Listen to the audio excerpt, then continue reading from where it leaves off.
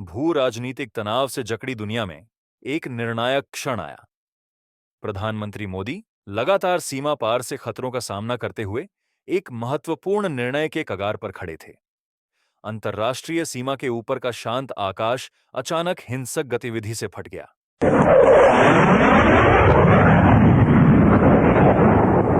भारतीय वायुसेना के शक्तिशाली लड़ाकू जेट और तेज गति वाले ड्रोन गरजते हुए पाकिस्तानी हवाई क्षेत्र में घुस गए। उनके उन्नत लक्ष्यीकरण प्रणाली दुश्मन के रणनीतिक सैन्य प्रतिष्ठानों पर लॉक हो गई थी।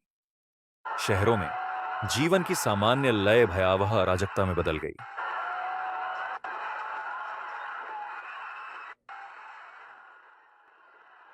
सड़कों पर भगदड़ मच गई क्योंकि नागरिक अपने घरों से भाग गए। उनके चेहरे पर अविश्वास और आतंक का भाव था। इमारतों से काला धुआं उठ रहा था और हवा में डर और निराशा की एक भारी भावना तैर रही थी। सीमावर्ती क्षेत्र एक खूनी युद्ध के मैदान में बदल गया। भारतीय और पाकिस्तानी सेनाएं क्रूरता से आपस में भिड़ गईं। टैंकों की भारी मशीनरी आगे बढ़ी और सैनिकों ने दुश्मन की रेखाओं पर हमला किया।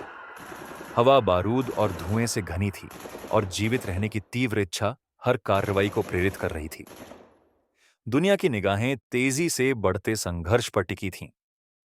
टेलीविजन स्क्रीनें चौबीसों घंटे ब्रेकिंग न्यूज दिखा रही थी और दुनिया भर के नेता गहरी चिंता व्यक्त कर रहे थे। युद्ध को रोकने और शांति बहाल करने की तत्काल आवश्यकता पर जोर दे रहे थे। कूटनीति के गलियारों में गहन चर्चाएं हुईं, लेकिन समाधान मायावी बना रहा। वैश्विक दबाव के बढ़ते बोझ के तहत प्रधानमंत्री मोदी और पाकिस्तानी प्रधानमंत्री एक गुप्त बैठक में मिले। कमरे में तनाव स्पष्ट था। प्रत्येक शब्द सावधानी से तौला गया था, क्योंकि दोनों नेता इस भयावह संघर्ष को समाप्त करने का रास्ता खोजने के लिए संघर्ष कर रहे थे। एक नाजुक चुप्पी युद्ध के शोर पर छा गई। युद्ध विराम की घोषणा की गई और थके हुए सैनिक दोनों तरफ से धीरे धीरे और सावधानी से सीमावर्ती क्षेत्रों से पीछे हटने लगे। हवा में अभी भी नुकसान और अनिश्चितता की भावना थी, लेकिन शांति की एक कमजोर किरण क्षितिज पर दिखाई दे रही थी। युद्ध के बाद का दृश्य विनाशकारी था।